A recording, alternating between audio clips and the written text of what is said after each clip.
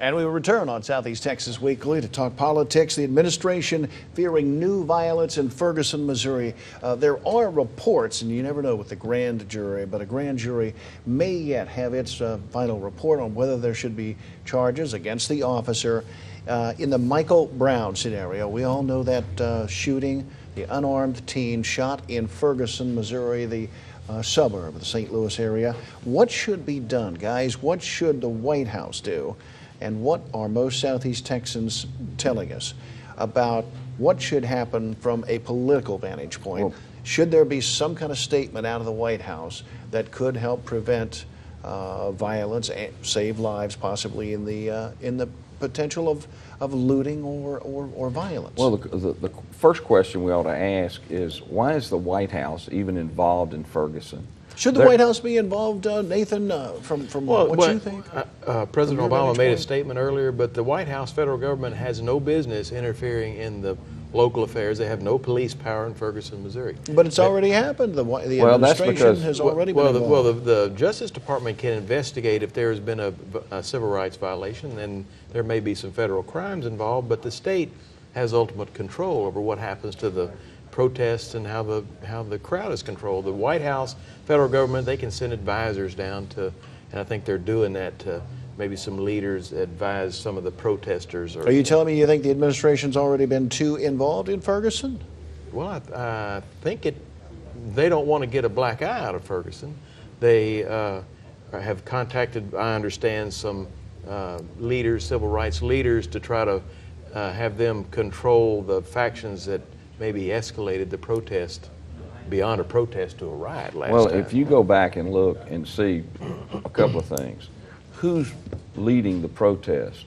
When people do their homework, they'll see that legitimately members of the Communist Party out of St. Louis are down there rabble-rousing to get people involved and causing all the violence. The average person that lives... The Communist Party? Oh, absolutely. I mean, this isn't you know, Joe McCarthy. This is, I mean, it's a fact. They're down there inciting people to riot. The average person, if this police officer did something he shouldn't have done, he ought to be indicted. If he didn't, then he should be no bill because there was no crime committed. But when you have people like Al Sharpton who go down there and use this for a political rally as opposed to, let's find out what happened.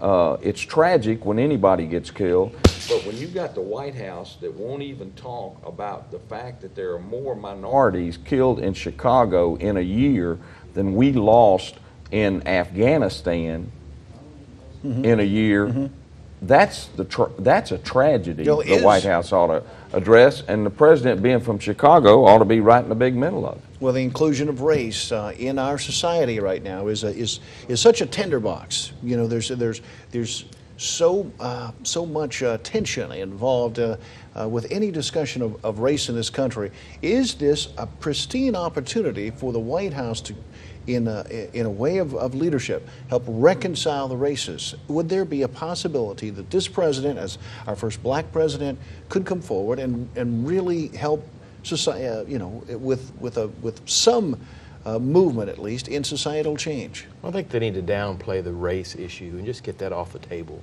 We've been at this too long, and if there's a police issue with excessive force or somebody got killed, investigate that on its merits, and let's just leave the race out of it. Only a minute and a half. Guys, the president clearly plans to get tough on global climate change. We're starting to see that. The president, having traveled to China, he's on a bit of a world tour right now.